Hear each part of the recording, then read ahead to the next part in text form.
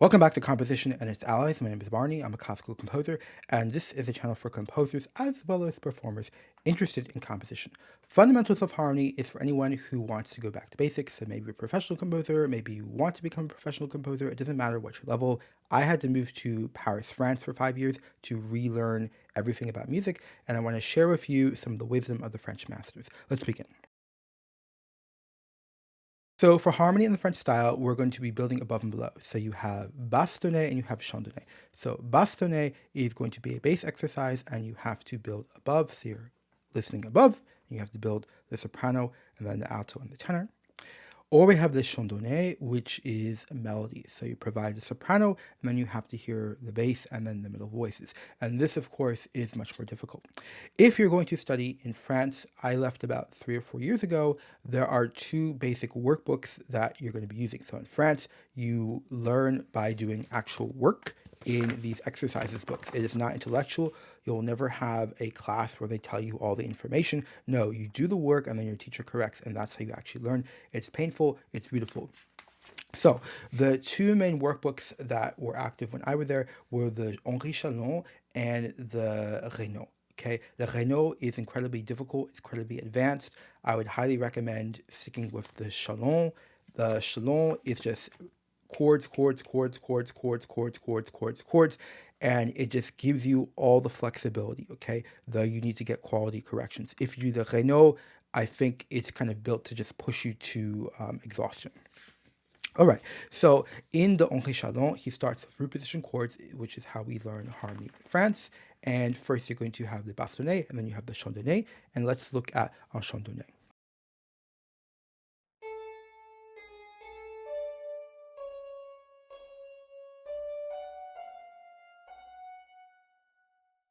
The first thing you have to do is you have to copy the exercise down correctly. Now, I know it sounds very basic, and of course, I know that. Do you really know that? Okay. In the Henri Challan, it's in the soprano clef. Okay. Soprano clef is really important in France because when you go on to do fugue in the French style, they're going to use les clés anciennes, as we call them, or the older clef. So you have to be really comfortable using it, as well as when you go to orchestration, you're going to be using soprano clef for instruments in A. So make sure that you copy it down correctly because you cannot risk losing 6 to 8 hours of work minimum. It's going to take, that amount of time as a minimum to do a quality exercise, and you cannot afford to have even one note wrong. Especially for root position chords, if you have one note wrong, the whole exercise is invalid because no one can correct the work. It's just based on the faulty premise. So notice that I put it in the treble clef, and when there's a leap, there's a leap. When there's steps, there's a step. Another thing to mention is that for harmony in the French style, it has to be done by hand. You cannot do it on the computer.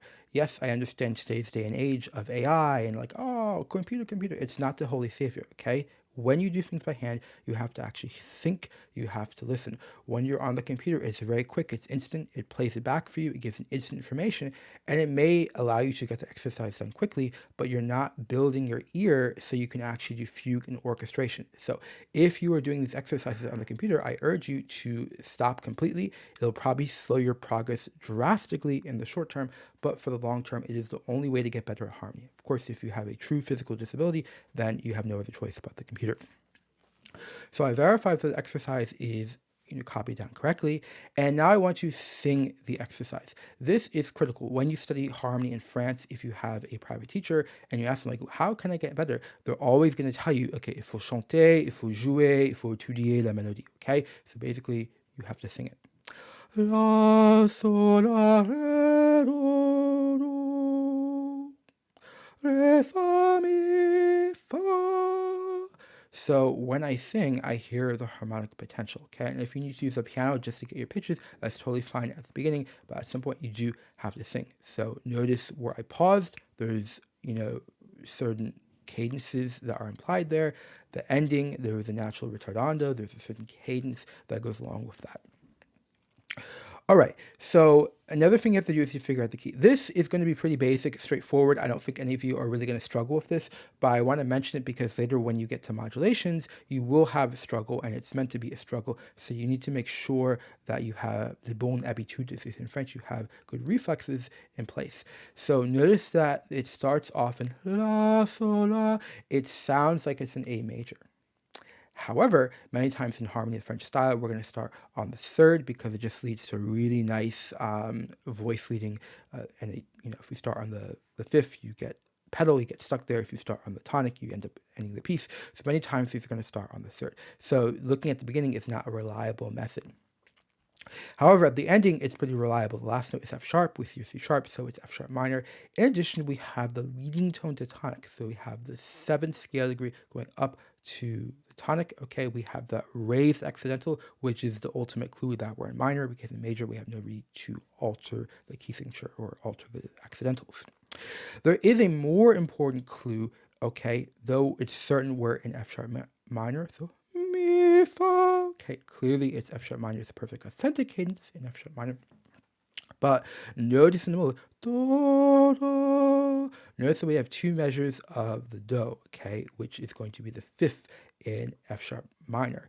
When you have a note that is very frequent, that comes very frequently, it's often going to be the dominant. For example, if you listen to a Beethoven symphony and you see the natural French horns in the background and they're going across different chords, well, it's going to have to be the dominant. There's no other note that's going to be une note commune, as we say in French. It's going to belong to multiple chords for an extended period.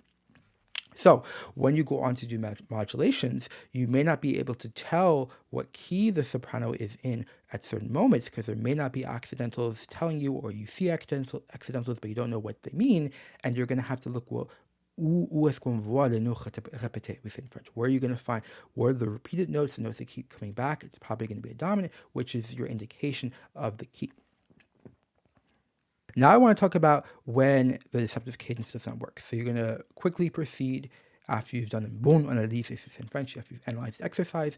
You want to start getting the chord progressions, getting the bass, and then filling in the middle voices, testing the middle voices. So notice that the soprano is doing 3, 2, 3. So one of the most common progressions at the beginning of exercise, especially for a short exercise, is a 1, 5, 6 or a deceptive cadence, because you don't want a perfect authentic cadence, which is going to end the piece. So one of the quick, just common ways is to use a deceptive cadence. However, if I do a deceptive cadence here, notice that it leads to parallel fifths with the bass.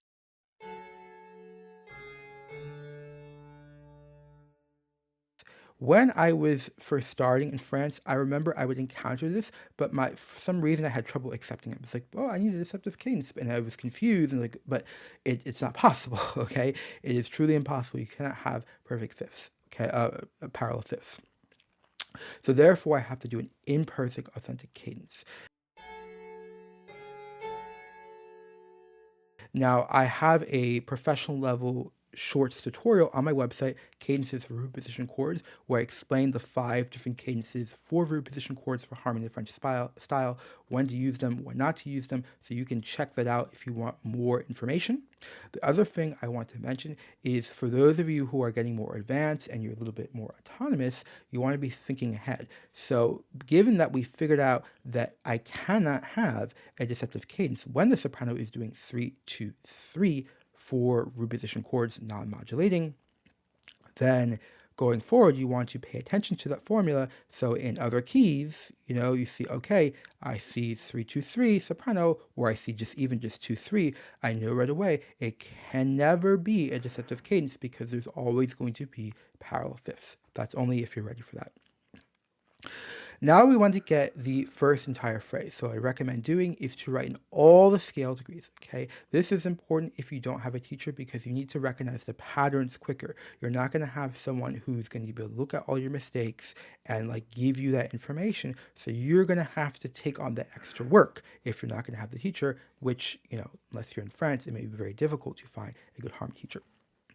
So notice that it is 3, 2, 3. We have a 6, we have a 5 to 5, 5. Okay, so it's probably some kind of tonic to dominant relationship.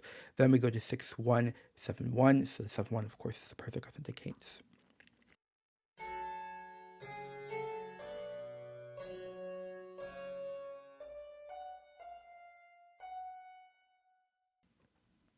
Notice that with that 6, okay, I voiced it with a 4. So what you'll start to notice is certain patterns. So what you'll notice with reposition chords, when the soprano goes to 6, actually even beyond reposition chords, many times it's going to be a 4 chord. In particular, many times you'll see a leap. When you see a big leap like that from the soprano, it's very expressive. Many times it's going to be